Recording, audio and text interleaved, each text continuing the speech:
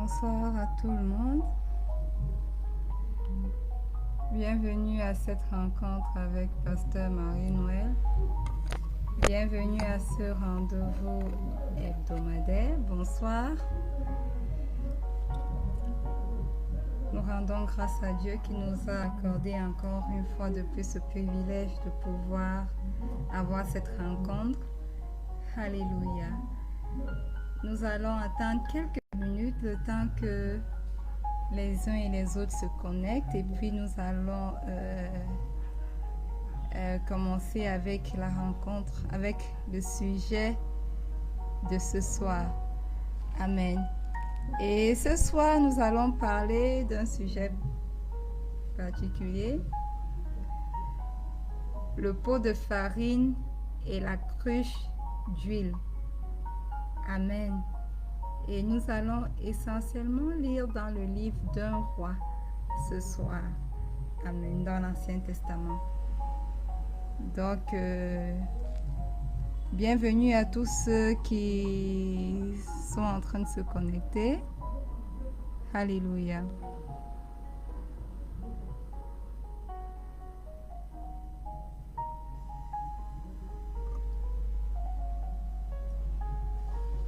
Amen.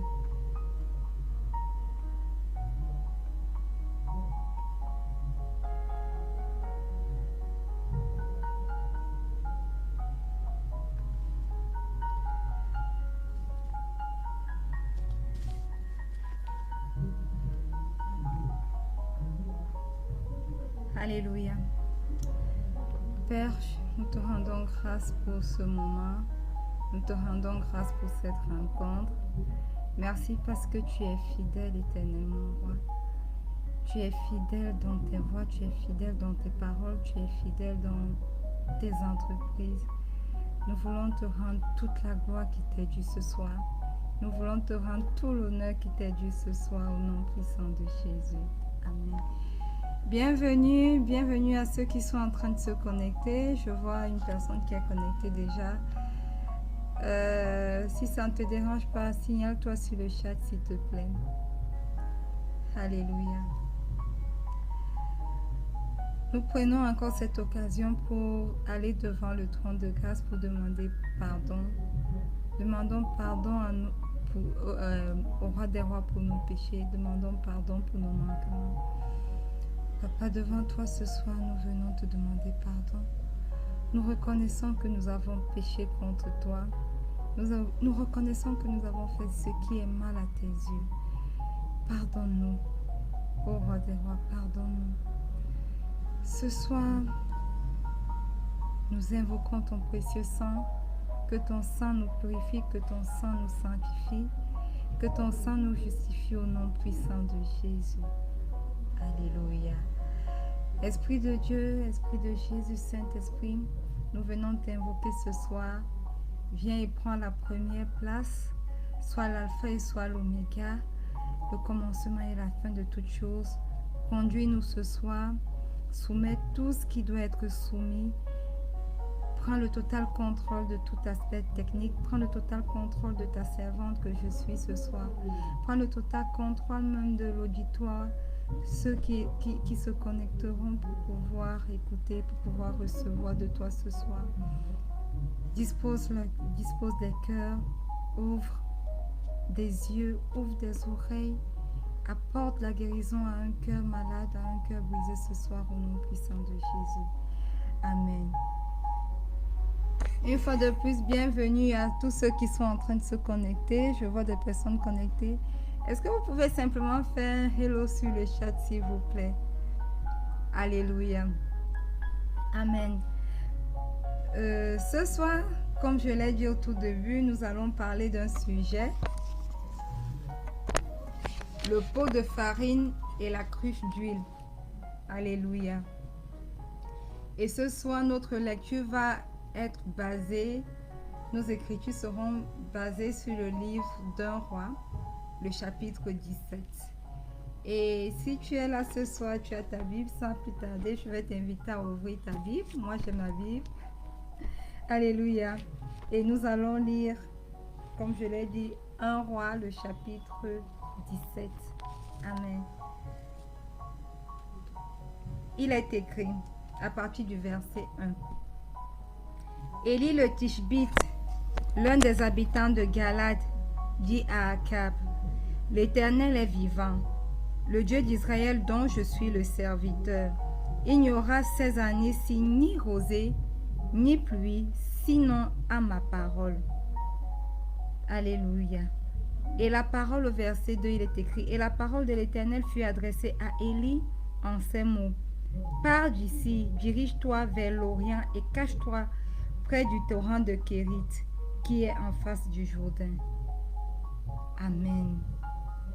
Ici, il est question du prophète Élie, que tout le monde connaît d'ailleurs. Alléluia. Et quand nous lisons la Bible, nous nous rendons compte que Élie n'avait aucun background.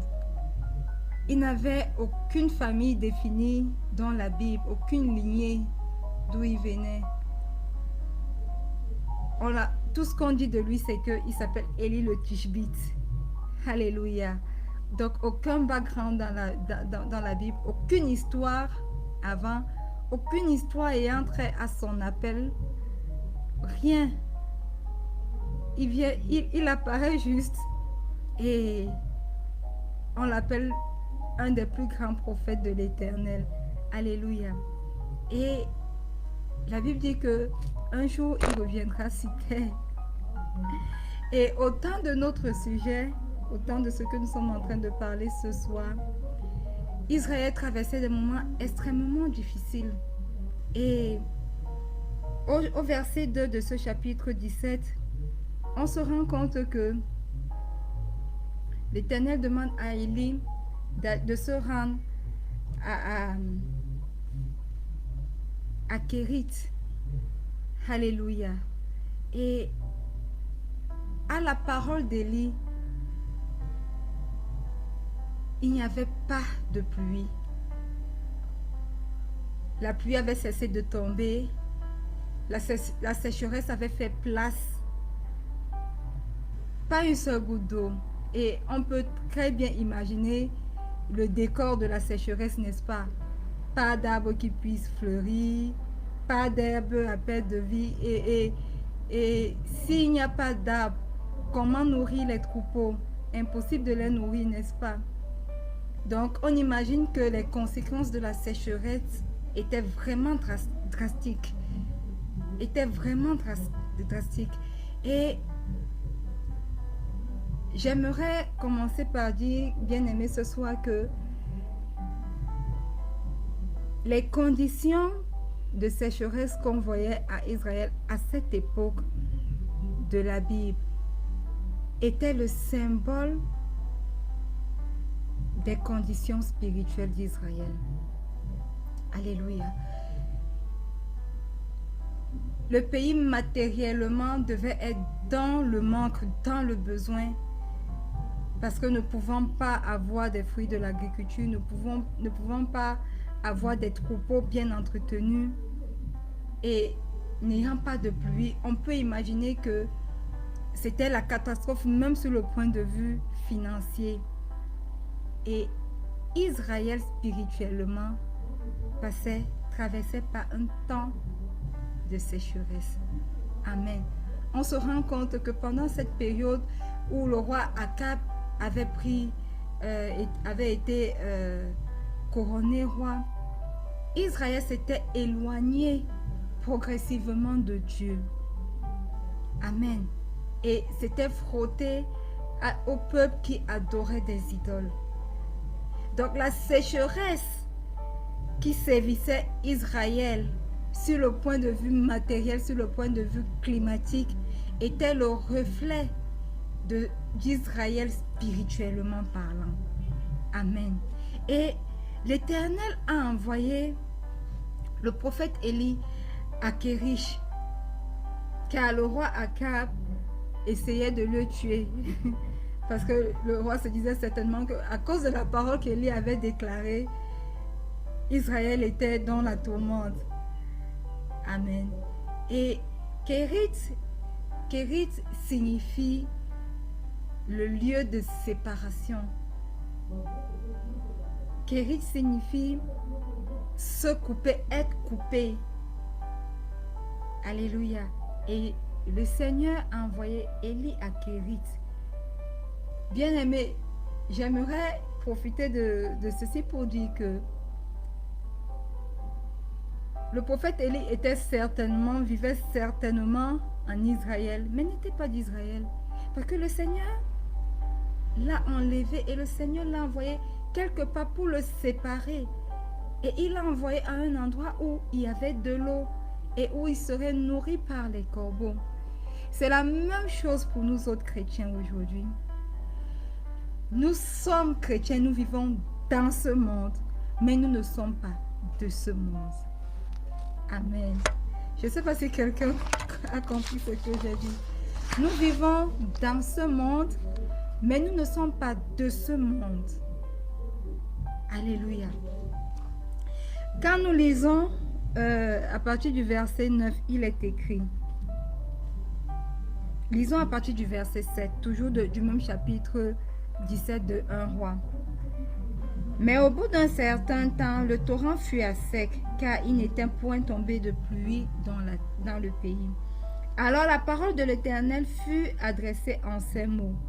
Lève-toi, va à Sérepta, qui appartient à Sidon, et demeure là. Voici, j'y ai ordonné à une femme veuve de te nourrir. Amen. Donc, une fois de plus, le Seigneur a parlé au prophète Élie. Et il lui a dit, quitte de Kérit, va à Sérepta. Et là, j'ai instruit à une veuve de prendre soin de toi. J'ai donné mes commandements à une femme pour pouvoir te nourrir. Alléluia. Et j'aimerais, bien aimé, que nous notons ce que ce verset dit. Sérepta appartenait à Sidon. Sérepta n'appartenait pas à Israël. Alléluia. En d'autres termes, la femme que le Seigneur allait utiliser pour pouvoir nourrir Élie n'était pas d'Israël. Elle n'était pas israélite. Elle était de Sidon. Elle ne connaissait pas le Dieu vivant. Elle ne connaissait pas le Dieu de Jacob. Elle ne connaissait pas le Dieu d'Isaac, le Dieu d'Abraham. Elle avait pour Dieu des idoles. Elle adorait des idoles. Alléluia. Aujourd'hui, dans ce monde, dans le monde que nous vivons, plusieurs sont comme cette veuve de Sarepta. Plusieurs ne connaissent pas le Dieu vivant. Plusieurs mettent leur confiance plutôt sur la science, sur leur propre force. Plusieurs n'ont pas entendu parler de Jésus. Plusieurs continuent d'être ignorants de l'évangile de la croix. Plusieurs ne savent pas qu'il a donné sa vie sur la croix afin qu'ils puissent être sauvés. Bien-aimés, plusieurs ne savent pas qu'un Dieu qui est appelé le Dieu vivant les aime et a payé le prix pour qu'ils soient réconciliés à lui. Alléluia. Amen. Et Élie s'étant rendu auprès de la veuve, sûrement en cours de route était en train de se demander, mais pourquoi le Seigneur m'envoie-t-il vers une personne qui ne le connaît pas? Mais bien aimé, quand nous lisons, nous regardons dans l'Ancien Testament et même également dans le Nouveau Testament, le Seigneur s'est servi à beaucoup d'occasions, des personnes qui n'étaient pas des Israélites, des personnes qui ne le connaissaient pas. Et pourquoi le Seigneur le fait? Le Seigneur le fait pour nous faire comprendre, l'a fait, que ce soit dans l'Ancien Testament, que ce soit dans le Nouveau Testament, et même que ce soit aujourd'hui, le Seigneur utilise des personnes même qu'il ne connaît pas, pour nous faire comprendre que pour faire comprendre spécifiquement même aussi au peuple d'Israël, que le salut n'était pas disponible que pour eux, mais que le salut était disponible et est disponible pour tout le monde. Aujourd'hui, le salut est disponible pour tous ceux qui confessent le Seigneur Jésus comme leur Seigneur et leur Sauveur personnel. Le salut n'est pas réservé qu'au peuple d'Israël. Amen. Et si nous continuons notre lecture dans le livre d'un roi, le chapitre 17, à partir du verset 10, il est écrit: il se leva, le prophète Élie, se leva et il alla à Sarepta. Et comme il arrivait à l'entrée de la ville, voici, il y avait là une femme, veuve qui ramassait du bois. Il l'appela et dit: va me chercher, je te prie, un peu d'eau dans un vase afin que je boive. Et elle alla en chercher. Il appela de nouveau et dit: apporte-moi, je te prie, un morceau de pain dans ta main. Et elle répondit: l'Éternel, ton Dieu, pour montrer qu'il n'avait pas le même Dieu. L'Éternel, ton Dieu, est vivant, et pour montrer qu'elle est bien au courant qu'il est israélite. Donc elle répond, et elle répondit: l'Éternel, ton Dieu est vivant. Je n'ai rien de cuit. Je n'ai qu'une poignée de farine dans un pot et un peu d'huile dans une cruche. Et voici, je ramasse 2 morceaux de bois, puis je rentrerai et je préparerai cela pour moi et pour mon fils. Nous mangerons, après quoi nous mourrons. Miséricorde. Voilà le plan que la femme avait.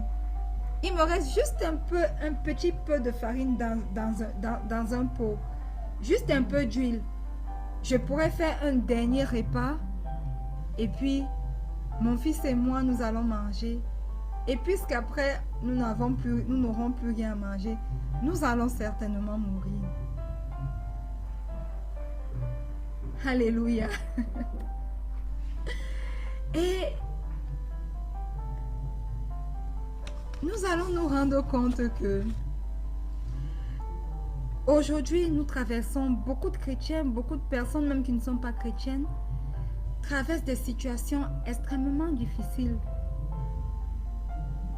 où elles n'ont plus rien à perdre, rien à gagner.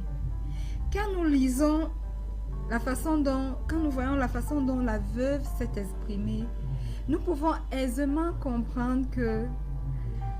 Bienvenue Charline. Oui, en effet, le salut est disponible pour tout le monde. Alléluia. Nous pouvons aisément comprendre que beaucoup de personnes sont à bout et sont sur le point de dire: ok, vraiment, je vais faire ceci et advienne que pourra. Même nous-mêmes, nous traversons des situations comme ça, n'est-ce pas? Des situations où on dit juste que, ok, Dieu là, est-ce qu'il est même vivant? Est-ce qu'il existe même? Est-ce qu'il répond même à nos prières? Voilà, nous prions, voilà, nous faisons telle chose, mais il semble être distant et nous sommes totalement désespérés. La veuve a dit: vraiment, il me reste très peu de choses, un peu de farine, un peu d'huile. Je vais faire un pain. Nous allons manger, mon fils et moi, et après quoi nous allons mourir. Question pour elle de faire comprendre au prophète que voilà, c'est la fin pour nous. Il n'y a plus d'espoir pour nous, n'est-ce pas? Mais, bien-aimé, laisse-moi te dire que quelle que soit la situation que tu traverses, il y a de l'espoir pour toi. Et ton espoir pour toi, pour moi, ton espoir, mon espoir, réside en une seule chose. Ton espoir et mon espoir résident simplement au Seigneur, dans le Seigneur Jésus. Alléluia. Et alors, nous continuons la lecture. Nous nous sommes arrêtés au chapitre 12, au verset 12.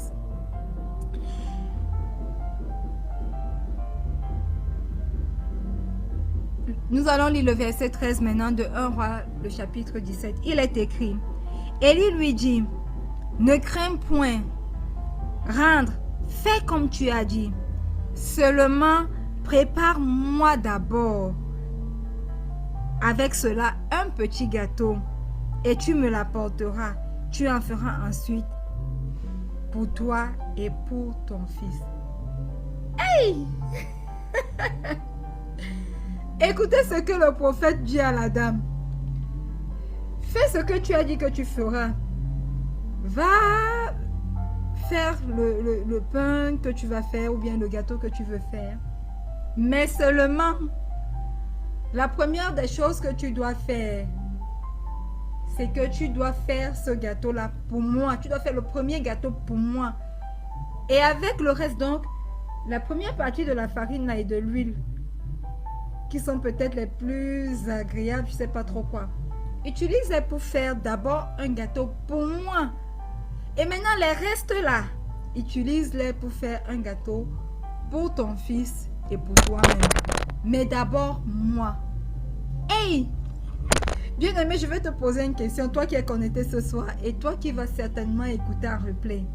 Si tu étais à la place de cette veuve, comment aurais-tu réagi?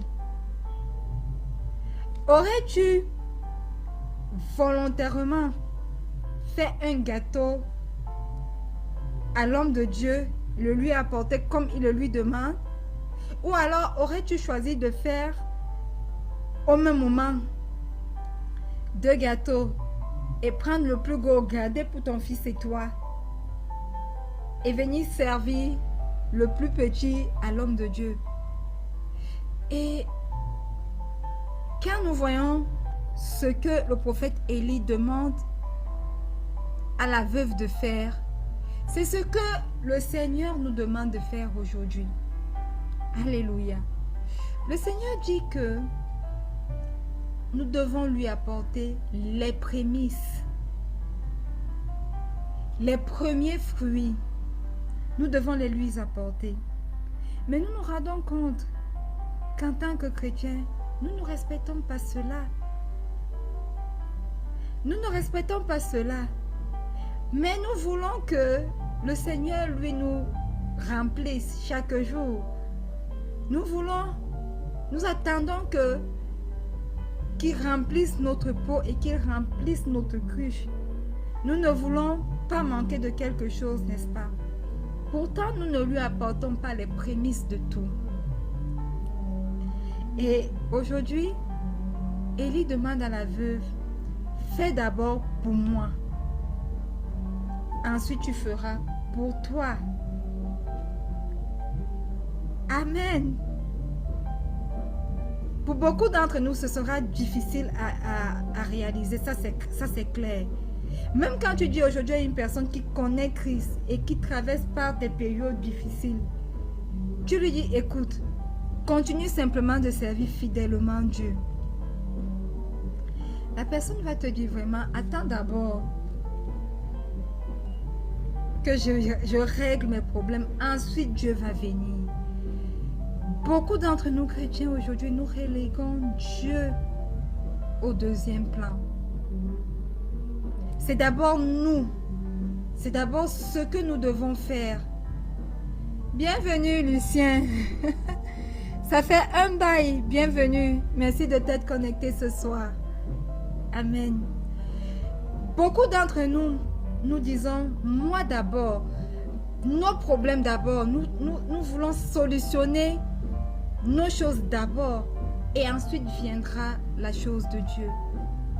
Mais remarquez, l'homme de Dieu a dit non, Fais ce que tu dois faire, mais la première des choses, apporte-moi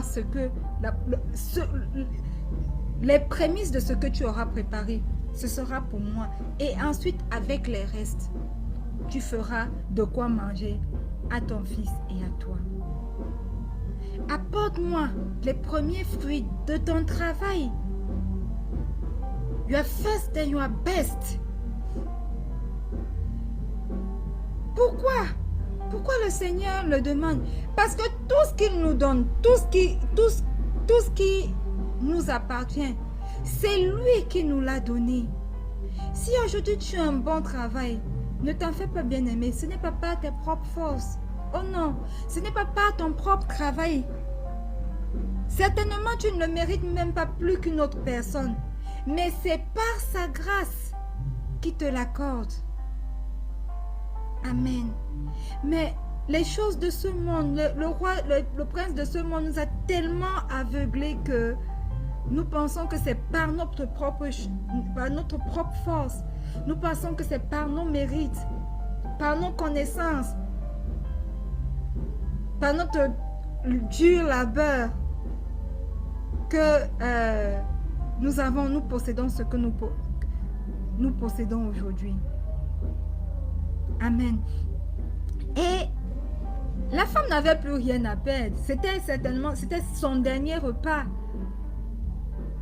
Elle aurait pu dire vraiment, ne viens pas me créer un manque. Parce que peut-être je peux manger ce que je vais faire pendant 2 jours avec mon fils avant de penser à la mort. Mais lisons à partir du verset 14. Au verset 14, il est écrit: car ainsi parle l'Éternel, le Dieu d'Israël, la farine qui est dans le pot ne manquera point, et l'huile qui est dans la cruche ne diminuera point, jusqu'au jour où l'Éternel fera tomber de la pluie sur la face du sol. Le prophète a relâché une prophétie. La femme ne connaît pas le Dieu vivant. Facilement, elle aurait pu dire, vraiment, vos histoires d'Israélites là, je ne crois pas. N'est-ce pas? Elle aurait pu le dire, parce qu'elle ne sait pas. Elle ne servait pas le Dieu d'Israël. Elle servait des dieux d'Astarté, des Baals, des idoles. Mais voilà qu'un homme vient, un Israélite, et lui dit, fais ceci, et il ne manquera pas de farine dans ton pot. Il ne manquera pas d'huile. Après combien d'années de sécheresse, quelqu'un vient te dire que ton dernier, le fond là qui te reste, donne-le-moi et il ne te manquera pas quelque chose. Beaucoup d'entre nous auraient chassé le prophète d'Élie. N'est-ce pas, Charline? N'est-ce pas, Lucien? Beaucoup d'entre nous l'auraient chassé. L'aurait dit, toi l'Israélite, tu es venu pour pouvoir me tromper. Beaucoup l'auraient chassé. Beaucoup ne l'auraient pas écouté. Mais écoutez ce qui est écrit au verset 15. Elle alla et elle fit selon la parole d'Élie. Et pendant longtemps, elle eut de quoi manger. Waouh! Elle et sa famille aussi bien qu'Élie. Ça veut dire qu'elle a cru en ce que le prophète Élie a dit. Et elle a fait. Elle a apporté ses prémices à un Dieu qu'elle ne connaissait pas. Et nous, aujourd'hui, nous connaissons le Dieu que nous servons. Mais nous refusons de lui apporter nos prémices. Aussi longtemps, bien-aimé, que tu apporteras les prémices de ton travail au roi des rois, alors la farine qui est dans le pot ne manquera point et l'huile qui est dans la cruche ne diminuera point. Aussi longtemps que tu apporteras tes prémices au roi des rois, alors tu ne seras jamais dans le besoin. Il prendra soin lui-même de toi. Il prendra soin de tes finances. Il prendra soin de tout ce qui a trait à toi. Et non seulement pour toi, mais également pour ta famille. J'imagine un peu la scène, bien-aimée. La femme étant dans la cuisine en train de pétrir le reste de farine qui lui restait.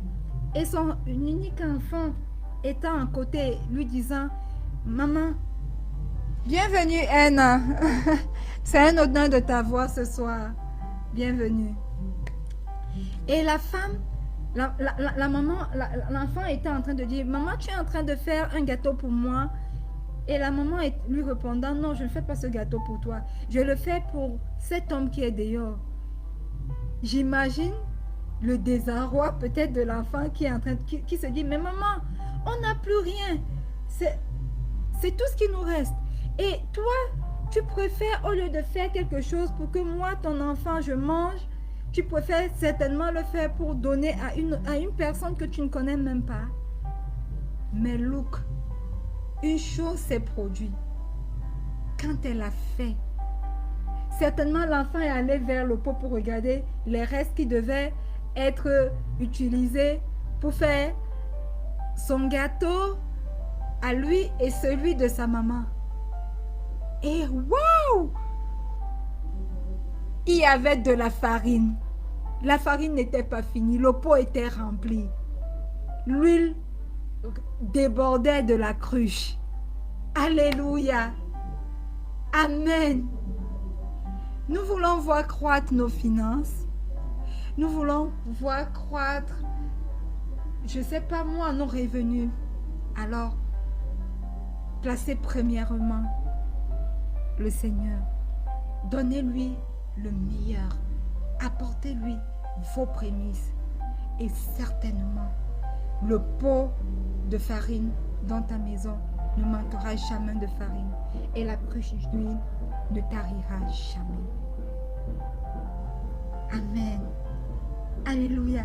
Imaginez la joie que cela a pu apporter à cette famille sidonite qui ne connaissait pas Dieu. J'imagine. Et je suis sûre qu'ils ont commencé, qu'ils ont délaissé ces idoles qui depuis les ont laissés dans la sécheresse sans apporter une solution.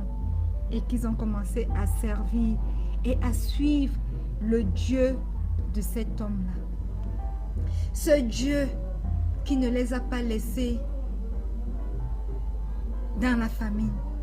Ce Dieu qui ne les a pas laissés dans la sécheresse. Certainement, la famille de cette femme et son fils ont commencé à servir le Dieu vivant.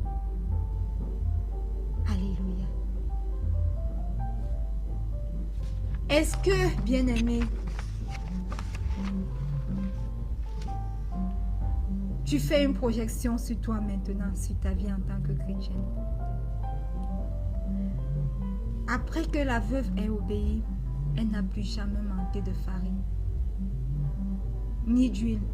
Tant que la sécheresse durait, le roi des rois prenait soin d'elle.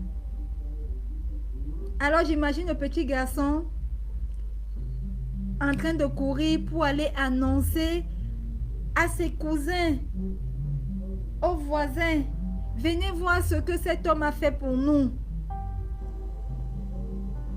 Est-ce que nous aujourd'hui nous sommes prêts à courir vers les membres de nos familles, à courir vers nos voisins, à courir vers nos collègues pour dire, voyez ce que le roi des rois a fait pour moi?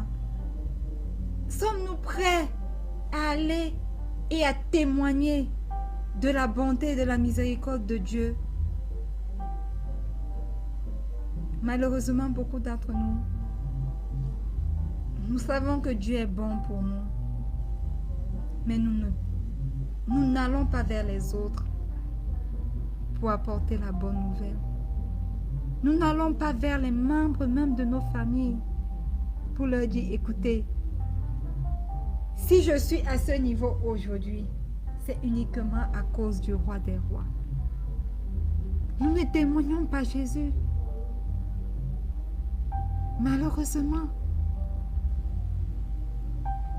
Oh, miséricorde. Alléluia. Et nous allons continuer à lire à partir du verset 16. Nous avons lu jusqu'au verset 16. Nous lisons le verset 17.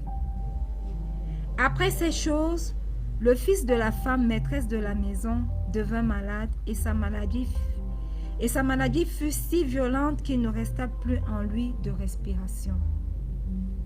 Cette femme dit alors à Élie, « Qu'y a-t-il entre moi et toi, homme de Dieu ?» Homme de Dieu, elle a reconnu qu'Élie était un homme de Dieu. « Es-tu venu chez moi pour rappeler le souvenir de mon iniquité et pour faire mourir mon fils ?» Il lui répondit, « Donne-moi ton fils. » Et il le prit du sein de la femme, le monta dans la chambre haute où il demeurait et le coucha sur son lit. Puis il invoqua l'Éternel et dit, « Éternel mon Dieu, est-ce que tu affligerais au point de faire mourir son fils, même cette veuve chez qui j'ai été reçu comme un hôte? » Et il s'étendit 3 fois sur l'enfant, invoqua l'Éternel et dit, « Éternel mon Dieu, je t'en prie, que l'âme de cet enfant revienne au-dedans de lui. » L'Éternel écouta la voix d'Élie, et l'âme de l'enfant revint au-dedans de lui, et il fut rendu à la vie.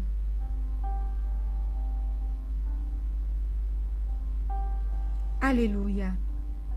Amen. Avant cela, la veuve n'avait peut-être jamais entendu parler du Dieu de Jacob, ni du Dieu d'Isaac, n'est-ce pas? Et elle ne savait certainement pas que ce Dieu était puissant au point où il était capable de rendre la vie à une personne qui était morte. Elle a expérimenté ce Dieu qui était capable d'accomplir le miracle de la multiplication. Mais elle était loin d'imaginer que ce Dieu était capable de redonner la vie. C'est l'occasion pour moi de dire que ceux qui adoraient les idoles avaient des dieux différents. Ok? Ils avaient des idoles pour la multiplication, une idole pour le dieu de la mort, le dieu de ceci. Ils avaient beaucoup de dieux, des différents dieux. Et certainement, quand Élie a prié, a dit une parole, elle a expérimenté le Dieu qui pouvait multiplier, n'est-ce pas? Mais était loin d'imaginer que ce même Dieu était capable d'apporter, de redonner la vie. J'aimerais bien aimer te faire comprendre quelque chose ce soir. Il n'y a jamais de malédiction là où Dieu est présent.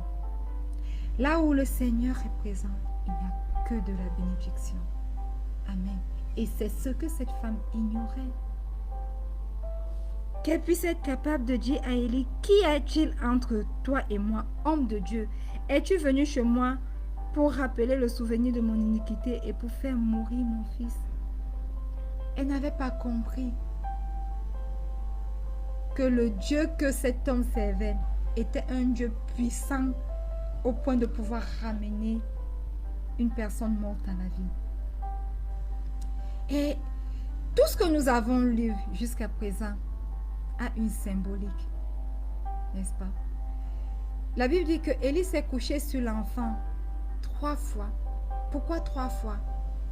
Au nom du Père, au nom du Fils et au nom du Saint-Esprit. Rien de ce qui est dans la Bible n'est là au hasard, bien-aimé.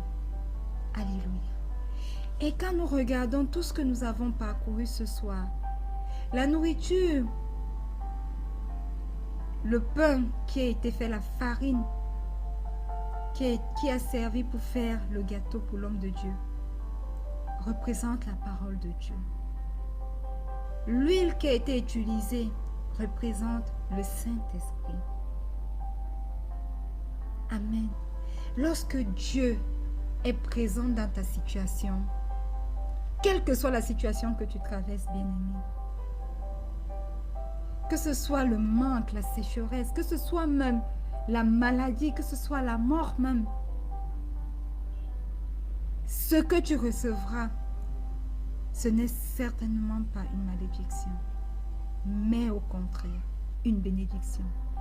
La veuve ne s'était pas rendue compte que Élie dans sa maison était une bénédiction pour elle. Voilà pourquoi pendant toute la période de sécheresse, elle n'a manqué de rien. Voilà pourquoi même quand son fils est mort, le Seigneur lui a redonné ce fils vivant. Amen. Quelles que soient les situations que tu traverses, bien-aimé, quelles que soient les situations que tu traverses, quels que soient les tourments du diable dans ta vie, sache que là où tu invoques le nom du Seigneur, les bénédictions surabondent. Pourquoi? Parce que le Seigneur Jésus est la seule solution.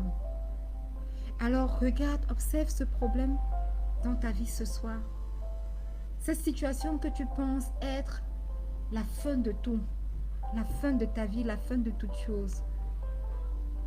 Cette situation qui t'opprime, qui t'oppresse au point où tu penses que tout est perdu. Et dis-toi ce soir que tu as reçu la solution. Et la solution dans ce problème qui t'opprime, la solution pour ces chaînes qui te retiennent captive est Jésus-Christ. Bienvenue Stéphanie. Vraiment, c'est un plaisir de te voir connectée. Bienvenue Doriane. Merci de vous être connectés ce soir. Alléluia. Quelle que soit cette situation, ce n'est pas la fin. Oh non. Jésus n'a pas dit le dernier mot. Et confie-toi à lui parce qu'il ne te décevra jamais. S'il n'a pas déçu des personnes qui adoraient des idoles, à plus forte raison, nous qui l'adorons. À plus forte raison, nous qui l'avons expérimenté.